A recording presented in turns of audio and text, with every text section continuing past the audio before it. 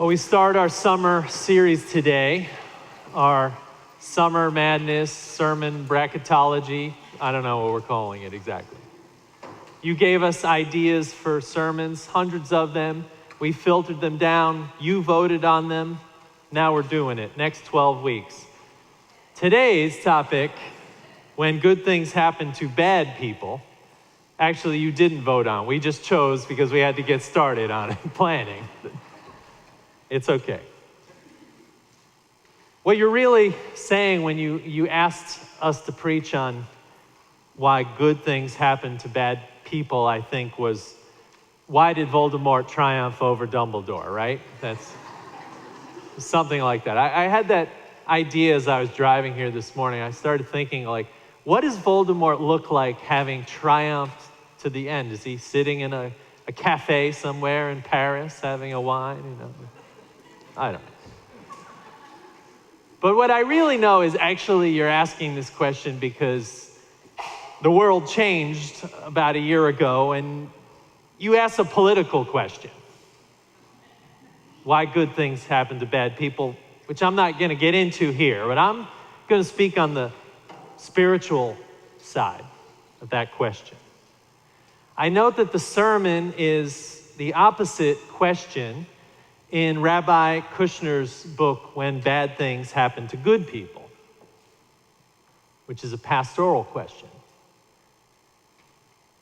Rabbi Kushner wrote this book, and in it, the introduction, he writes this. He says, when I was a young rabbi just starting out in my profession, I was called to try to help a family through an unexpected and almost unbearable tragedy.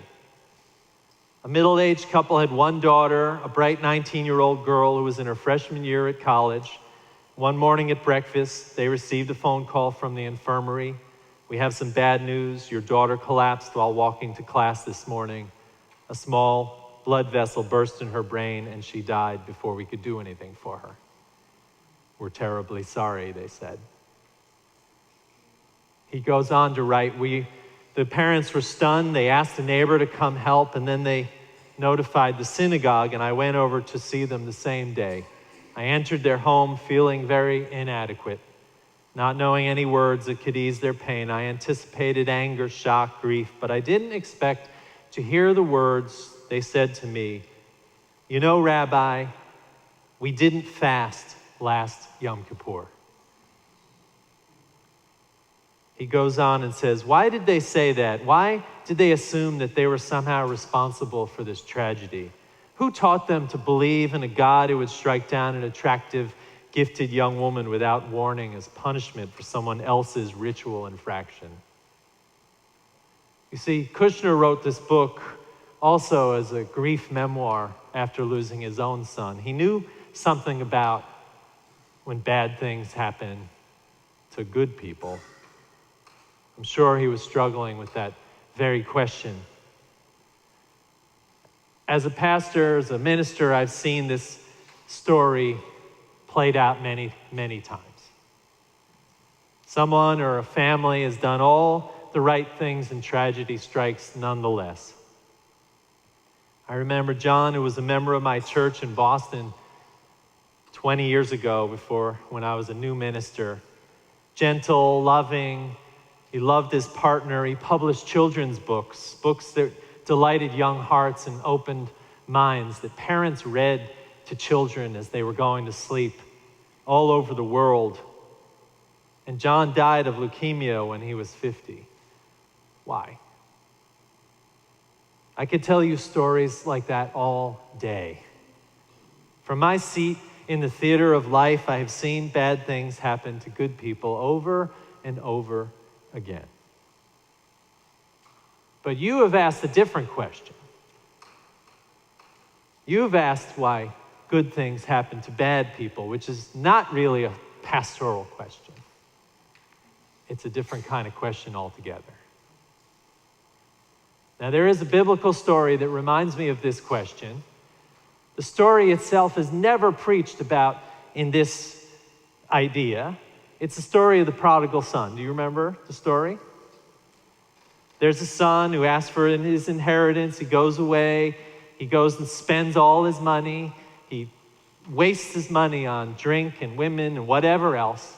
And he ends up in the worst job anyone in the biblical times could end up in. He works with swine in the mud, right? He has a change of heart and he starts to come home. And as he's approaching his home, his father goes out, embraces him with forgiveness and love, brings him into the house and throws a party for the young son. The story's about forgiveness and creating the kingdom of God. But there's another figure in the story. There's the brother who stayed home, who worked hard, who did everything his dad asked him to do. Took out the trash 3 times a week. Did the recycling, even cooked breakfast every once in a while. And he's standing at the door saying, why does my brother get the party after he's gone off and wasted his life? He's asking the question, why does the good brother not get the reward? Why does the bad brother get the good reward? That's the question you're asking. Why do good things happen to the bad brother? Now, I would hazard a guess that not only that figure in the story, but also your question comes from some level of despair in the way of the world. We teach our children that if they work hard, they will get far, and that cheaters never prosper. We tell them that the good will succeed, that the bad will fail, that rewards are handed out to those who deserve it. But they see another world. They see a world that starts to scare us, and that's why you ask this question. We see powerful despots and scoundrels who treat people badly to get all the attention. We see loudmouth millionaires and billionaires spreading their influence so they can get more. We watch as rewards get handed out to people we don't respect or look up to. Our children and we see a world where people become millionaires because they can produce a 45-second YouTube video and never go to college. We see pro basketball players publicly outed for cheating on their pregnant wives get more endorsements, not less. We see police who abuse their power. Some even kill a man who's on the ground with his hands tied behind the back, get out scot-free from the court. These are real, serious things that we are seeing in a world that we didn't expect. Now, just to counter that, we do see some justice, right? We know the Me Too movement has exposed directors and producers and even CEOs, and those people are being removed from the public eye. Justice is being served. We see athletes who cheat get an asterisk next to their name and their records are removed. We see lawsuits that take back sponsorship money from athletes who cheated, like one local bicyclist I used to look up to. It works on occasion, but all the same, what we see is a world that feels more like love yourself, not your neighbor, take and you shall receive, rather than the other way around. The problem, though, is multidimensional. When we stare down this question of why good things happen to bad people, I see 3 things. One is that we often see the bad, loud mouth. We fail to see the more successful people who work hard, who have integrity, who live humbly, are kind, and they don't make headlines. 2, we have equated good things happening to us with material rewards. And we have bought wholesale into the theory that things happen for a reason. So good things happen to good people is the assumption, and it twists us when that isn't true. But third, and maybe more important than those other 2, is that we have bought the idea that there are good and bad people. This is where the pastor in the pulpit is speaking to you. My inner universalist struggles as much with these ideas as you do. When I think about the things that I don't like, that I see in the world, I ask myself, are the people that I don't respect, the loud mouths, the people who are abusing their power, are they saved? Are they lovable no matter what they do? When I see the abusive priest who ruins 100 children's lives, when I see preachers preaching hate and bigotry, when I see Mansons and ISIS followers and school shooters, I ask, are they lovable? Are they saved also? My inner Unitarian struggles with these same questions.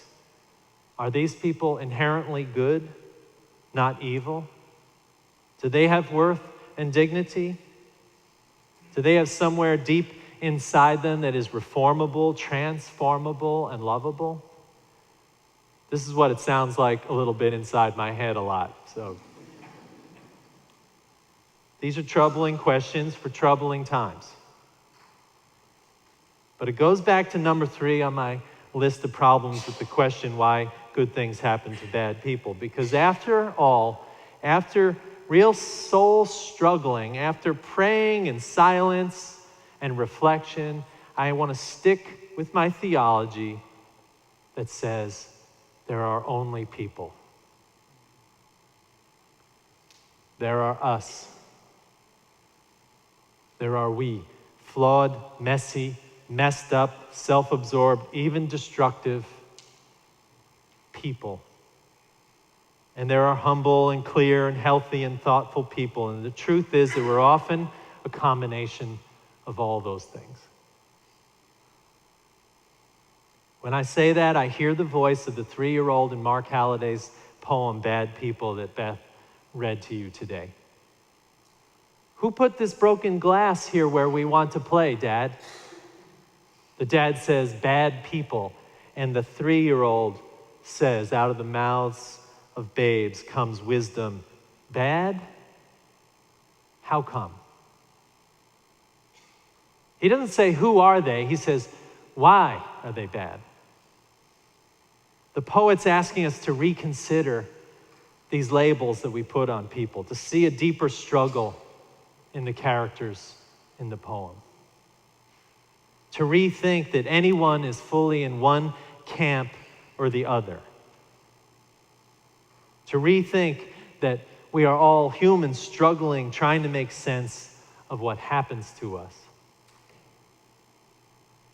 This is where our Unitarian theology and our Universalist theology come into play. However difficult this message is for you, however unsatisfying it is not to have an enemy or clear lines, to be able to call someone we don't like, we don't agree with, we don't respect, bad. Because these theologies ask us to see all people, without exception, as children of God. And I use that term in the broadest sense, meaning that we are all part of a human family. No one is outside of the circle. Not anybody. Not the guys that break glass on the playground at night drinking beer. Not the man who sits in the Oval Office, or everyone in between. The Unitarian in me reminds me that a core belief is that we aren't inherently sinful. We are inherently good, which means that deep within us is a spark of divine goodness. And that means, in practical terms, that each and every one of us are challenged to give everyone we meet a chance, whether that chance is at reform or an invitation to do the right thing. Not because they are deserving of it, but because deep inside them is goodness. It doesn't mean we have to let people hurt us or walk all over us. We have to deal with offenders against human decency. And if we are following our faith seriously, the way to do that is with an invitation to redemption, to forgiveness, the kind the Father and the prodigal Son gave the bad son. And not to stand at the doorway and label each other good and bad. It means that we have to reconsider when we want to call someone that, just because we disagree or don't like them or or see that they behave out of self-oriented, even evil motivations. However difficult it is, we are asked to see people as flawed, not bad. And that's an important distinction in this church, because the distinction either opens us up to behaving with each other in one way, or it limits how we understand human community. And the distinction starts with our own self-understanding that we ourselves are never all bad or all good. That we ourselves are not all flawed or all correct, and neither is the person sitting next to us. I learned this even in my most difficult moments in my life, moments of struggle, moments of being lost or gripped by forces I wished to escape. I could see in myself a spark of the divine that led me to hope, and I could see in others putting up with me at my worst an outstretched hand. Blessings, generosity, glimmers of humanity that came in unexpected ways at unexpected times. I learned to consider deeply that I was not being punished or lifted up for what I did, but rather what mattered was who I was and how I responded. And I learned not to confuse suffering and fortune with character. Rabbi Kushner wrote in his book, one of the ways in which people have tried to make sense of the world's suffering, and I would add fortune, in every generation, he says, has been by assuming that we deserve what we get, that somehow our misfortunes come as punishments for our sins. Given the reality of human nature, he says, given the fact that none of us is perfect and that each of us can, without too much difficulty, think of things he has done which he should not have done, we can always find grounds for justifying what happens to us. But how comforting, how religiously adequate is such an answer. So friends, much of this summer we are preaching on your ideas. This is not light summer fare, by the way. Because I'm realizing as I preach this sermon that the main struggle in many of the topics, many of the ideas that you gave us for this summer, ideas of dualism and dealing with people who are different than us and why good things happen to bad people, is that we're all living in a world we didn't expect, and it's stressful. And you're asking us one main question, and that is to help you restore faith in humanity. And I haven't given up. When I give up, you won't see me standing in this pulpit.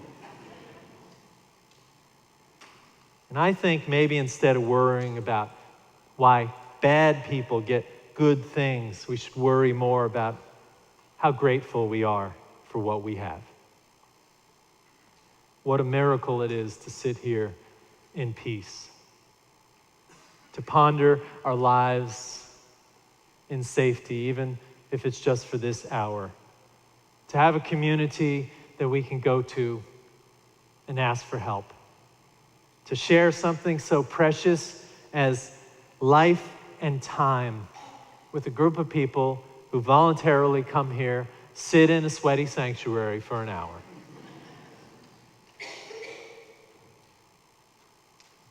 Maybe we should worry less about why good things happen to bad people and more on how we're going to work on the common good in big and small ways.